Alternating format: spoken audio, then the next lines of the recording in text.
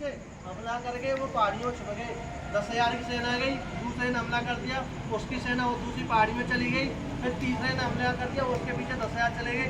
रह कितनी गई फौज? थोड़ी सी। इधर से महाराणा प्रताप आगे लड़ने, ऐसे करके उन्होंने युद्ध लड़ा था। लेकिन ऐसे करते करते वो युद्ध लड़े और अपनी रणनीति में कामयाब होते रहे। सन आती है 1575। 1575 तक आते आते अकबर इस बात को समझ गया कि महाराणा प्रताप हमारे साथ में एक योजना के तहत युद्ध लड़ रहा है, एक चालाकी के तहत, जो हम अब नहीं करेंगे। अब 1575 में भी हल्दी घाटी का मैदान क्यों चुना गया? वो मैदान इसलिए चुना गया कि जब सेना घुसेगी तो एक गलियारा था, गलियारे में आएगी कितनी सेना, थोड़ी बहुत एक साथ तो आने से रही।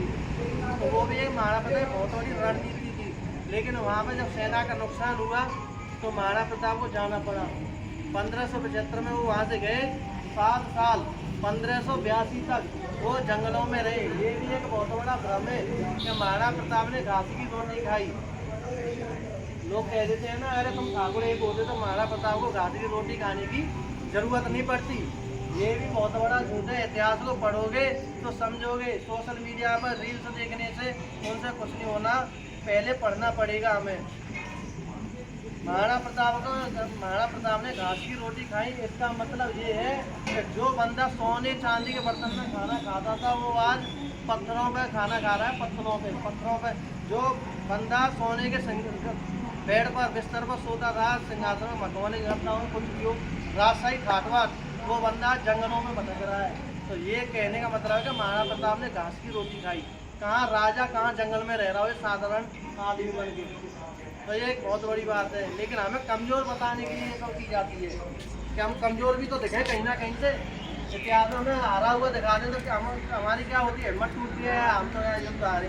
लेकिन यही अगर ये देखें कि हम जीते, हमारे अंदर खून खोले, हम जीते, हम किसी को कुछ नहीं कर सकते। तो ये बहुत बड़ी षड्यंत्र है जिसका शिकार हो चुका है। लेकिन अब कहीं ना कहीं सोशल मीडिया के माध्यम से ये चल रहा है तो कहीं ना कहीं लोग अवेयरनेस फैल रही है, जागरूकता फैल रही है और ये जागरूकता होना जरूरी है। तो महाराणा प्रताप 1582 तक जंगल में भटके, तब तक जब तक उनके पास भामाशाह तोमर नहीं आ गई। उनकी शक्ति क्षीण हो चुकी थी, सेना उनके पास में नहीं थी, पहले उनका छिन चुका था। अब वो इंतजार में थे। एक समय तो उनका ऐसा भी आया था कि आंखों में आंसू आ जाएंगे। एक समय ऐसा आया था वो अपने बाल बच्चों के साथ में रह रहे थे जंगल में। तो उन्हीं की लड़की रोती है, महाराणा प्रताप की लड़की, वो कहती है कि मम्मी भूख लग रही है और 3 दिन हो गए कुछ खाया नहीं, कुछ खाने के लिए भूख लग रही है। तो उसकी माता महाराणा प्रताप की पत्नी रोती है। तो महाराणा प्रताप के आंखों में आंसू आते हैं। तो वो क्या सोचते हैं?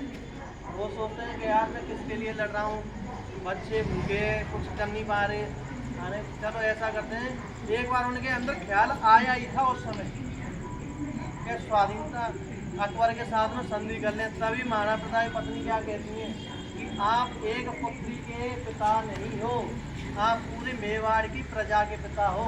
अगर आपने अपने स्वाभिमान को त्यागा तो पूरे मेवाड़ का स्वाभिमान दांव पर लग जाएगा। ये हमें बिल्कुल भी नहीं करना है। तब महाराणा प्रताप ने हिम्मत बांधी थी। उनकी पत्नी ने उनका साथ दिया था। 1582 तक उन्होंने इंतजार किया।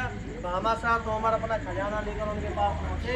जब उनके पास खजाना पहुँचा, पैसा पहुँचा, तो वही उन्होंने 1582 में देवेश का फैसला किया कि मुगलों को मेवाड़ से भागना पड़ा था, चित्तौड़ से भागना पड़ा था। अपने सारे किले उन्होंने आज़ाद करा लिए। वो भयंकर युद्ध किया था। बहलोल खान को काटने वाली बात हो या भाला घड़ने वाली बात हो, वहीं से वो 1582। तो ऐसी बात है, एकता के साथ में महाराणा प्रताप से सीखने को मिलता है। एकता के साथ में धन की भी जरूरत होती है। अगर भामाशाह तोमर वहाँ नहीं पहुँचते तो शायद